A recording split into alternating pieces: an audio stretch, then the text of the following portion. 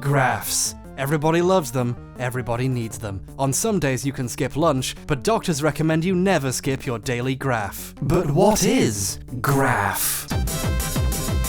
When trying to make sense of complex subjects, sometimes it's necessary to navigate large amounts of data, but this process can be pretty complicated and overwhelming. There's a lot of numbers in the world. 7, 13, 100, 112. This is the most basic form of displaying information, the table. Ah! Not much to look at, is it? I dragged my actual kitchen table all the way out here for this joke, and now I've got to put it back. When data is displayed like this, getting a real understanding for what it means and how it relates to other information can be difficult if you're dealing with anything remotely complex. But there are ways of presenting information that help us understand it better. Take, for example, the line graph, which is very good at showing how things change over time. With a line graph showing global warming temperatures and CO2 emissions, it's not just giving you a really depressing vision of the end of human civilization as we know it, it's also giving you a basic understanding of how these two numbers correlate with each other. A layperson doesn't need to have years worth of climatology experience to understand how much CO2 can affect global temperatures. They can just see it right there. Then there's the bar chart, which allows us to compare numbers visually at a glance. Check out this bar, which represents the population of New Zealand. I've placed it next to this bar, which represents the sheep population of New Zealand. Wow! Now that's what they call a bar graph. What are you doing with that? Presenting information in the form of bars doesn't change the data underlying it, but it can give the reader a quicker understanding than just presenting it as a raw table. Oh, fucking extends, Jesus Christ! And thirdly, check out the pie chart, which is really good for— do not make the joke. Do not make the— I made a cake instead. Another triumph. Some big pop science channels or Werner Herzog documentaries will tell us that what separated the Homo sapiens from the almost sapiens was a sense of curiosity, or perhaps our creativity. And those ideas are very interesting, but they're wrong. What actually separates our species is graphs. Neanderthal man never figured out how to visualize data, and that's why he's a fucking extinct idiot! Guess I'm the apex predator now, Neandy.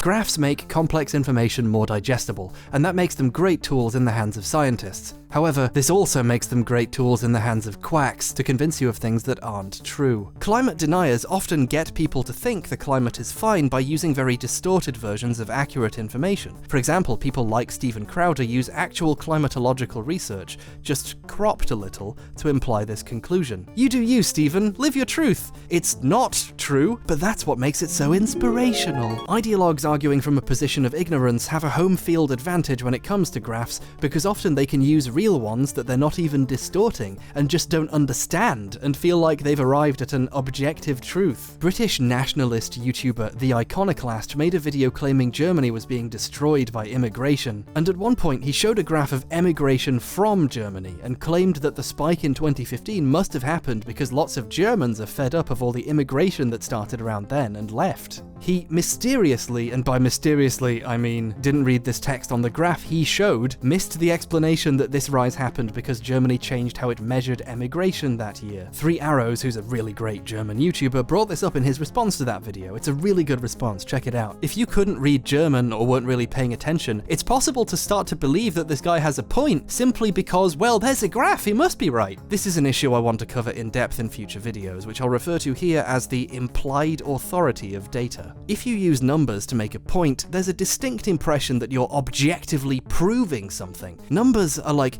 real, man. They're not like feelings or opinions or human experiences or any of that bullshit, but this means that all you have to do is find the right kind of numbers to suit your argument. In this PragerU video about climate change, they show a graph designed to make you think temperatures haven't changed that much, that they're going back and forth along a baseline and fluctuating less even. But then if you pause and look a little longer, you realize this graph isn't measuring the climate, it's measuring the amount it's changing. The 0 point is here, meaning that the climate is consistently getting warmer. Then they have cartoon men complaining that climate change is real coming in, when the climate is literally getting hotter every year on your graph. Talk about trying to have your cake and eat. I wasted all the eggs in the house on this bit. I have to make the most of it. But even when there isn't even any data to misleadingly distort, you can still use the aesthetic of objective rational data to make yourself seem more credible anyway. PragerU often literally make graphs up, designed to show what they want to convince you is happening, with no source or even information behind it. They just drew it. How did they measure artistic standards over time? Did they ask people? Like, did they poll them on what their standards were? How do you even measure that? Excuse me, sir, what are your artistic standards? 7. Mine is 0. Where's my froggy chair? Although, then again, maybe artistic standards have declined if this got published. Wait a second, hold on. I just realized that her hand goes in front of that guy's glass. How much did they say these videos cost to make? Like $20,000? The lesson here is that while graphs are a very powerful resource, they can also be used for evil, and we cannot allow them to fall into the wrong hands. In my videos, I end up using a lot of charts and graphs and tables to inform the points I make. In the past, however, whenever I talk about studies or papers, I've primarily just used whatever the authors made for their own work. Which is, you know, fine, and I guess it gives a sense of legitimacy of its own since it's taken directly from the source, but it's always felt a little bit wrong doing it that way. I'm just presenting someone else's findings the exact way they presented them in their graphs. This practice gives me much less control over the video's presentation. If a graph only has one relevant part, or is small and low resolution, I'm kind of stuck hoping people look past this kind of poor excuse for visuals. I take the ways I present information seriously, and looking back on earlier videos, parts like this are what I'm most annoyed about. You can kinda tell I got cold feet about it, because I'd do something like have the background move in a distracting way that doesn't really solve the core problem. Making my own visuals for the data would have looked far nicer and not needed this stuff. So in my War on Christmas video, I was working on a segment where I responded to Pajama Boy's argument that there should be more religious symbolism in a commercial Tesco released during the holiday season in 2017. That's right, Dennis. Holiday season. One of the points I wanted to make was that people actually aren't all that religious in Britain. I dimly remembered reading a report saying that there were now more Brits who said they had no religion than Christians, so I looked it up to make sure and found that the British National Centre for Social Research had surveyed people for its study of social attitudes and found that over the course of the last 30 years of surveying, this had gradually become the case. The paper includes a few handy line graphs and bar charts, but this one is especially good. By the late 2000s, there's an obvious changeover from a Christian majority to a non-religious majority. Britain is a less religious country than it used to be, so a vaguely secular commercial would, in fact, be more fitting. Now, my first impulse was to take a screenshot of the graph and slap it in my video and then talk over it, but then I thought, well, I hate doing that. What if I recreated the graph and visualized it appearing and drawing itself in time with what I was saying? It wouldn't change the point at all, but it would be nicer to look at. Now, my first step was to have a panic attack as I tried to figure out how to make a graph outside of Excel 2004. When I do visually intensive stuff for a video, I use Adobe After Effects. It's where I make almost all my graphics, including this one, which, I don't know, I was tired. But I had no idea how I was going to do a graph in it.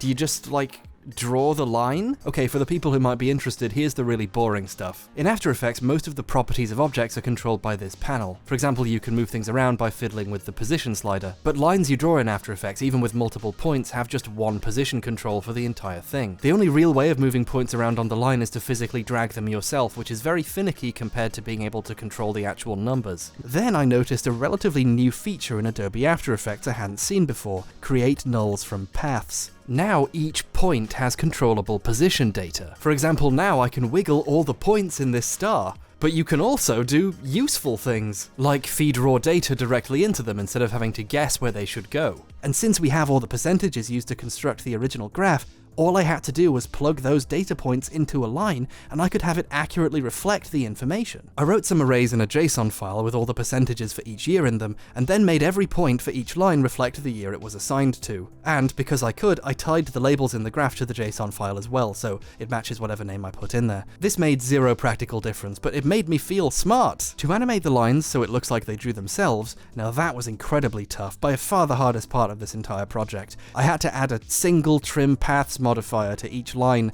and then tween it across. Now, the thing about After Effects and Premiere is they're supposed to be able to work together. If you worked on a composition in After Effects and then wanted to use it in Premiere, you can import it directly in and edit it like it was a piece of footage, and even go back and edit the composition in After Effects later, and the changes will be reflected in Premiere as well. It's amazing how it all just works. Except projects that use JSON files, then you get something that looks like this. Also, since I had cleverly set the names to work from the file, they just said name, which was extra funny.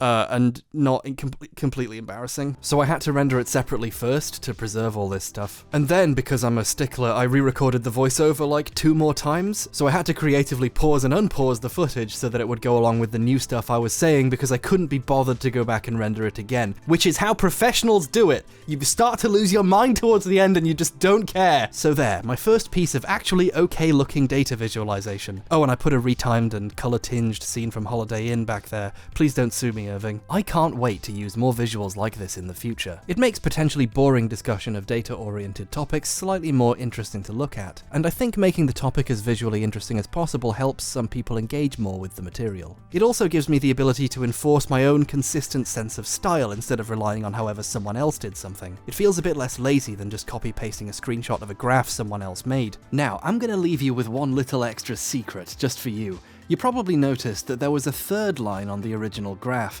indicating people who claimed a religion other than Christianity. But I've scaled up my version of this graph so significantly that this third line doesn't appear, because the amount is small enough that it disappears below the new 30% threshold. I like to think it's still there, off the edge of the screen. This information wasn't relevant to the point I was trying to make, that most people surveyed in Britain don't believe in a god, although you could probably argue the increase in other religious groups is even more evidence against a Christian majority. Interestingly, even if you added all the religions together into one religion-y supergroup, a McBusted of religions, there'd still be more non-believers. So we win, I guess. I don't know what that means. I did this for a specific reason. Firstly, a more zoomed in 16:9 graph visually pops better, but secondly, this is laying the groundwork for a future video. You see, in my future work, I want to properly explore the ways people abuse the aforementioned implied authority of data to give their ideas and conclusions the illusion of objectivity, the ways people use incorrect figures or just misuse correct ones and so on. I hid this from the graph because I want to be able to go back and show just how easy it is to make data disappear, and show how I did it, albeit in a way that wasn't manipulative because it didn't affect the point. I think it'll help hammer the point home and give people a healthy skepticism towards visualized data, even mine. It's easy to make fun of people who claim to be free-thinking skeptics, I do it all the time, but I actually do believe in encouraging critical thinking, and I think this would really help with that. And as thanks for supporting me in doing all this, I think you deserve to be in on my clever trick in advance. So there, now you know a secret setup I've planted to reveal in a future video. Use this information wisely. Graphs can be a great way of helping you understand things, as long as you remain aware of the ways that they can be manipulated in order to manipulate you. I guess it turns out that even the humble graph can have a sinister side to it. So make sure you get them in the right dosage, and don't get the off-brand ones because they can play havoc with your cholesterol. In the meantime, I've finally exorcised the ghosts of my graph screenshotting past, so now I can get a good night's sleep for once without shots like this one haunting me in my dreams. I know what you did.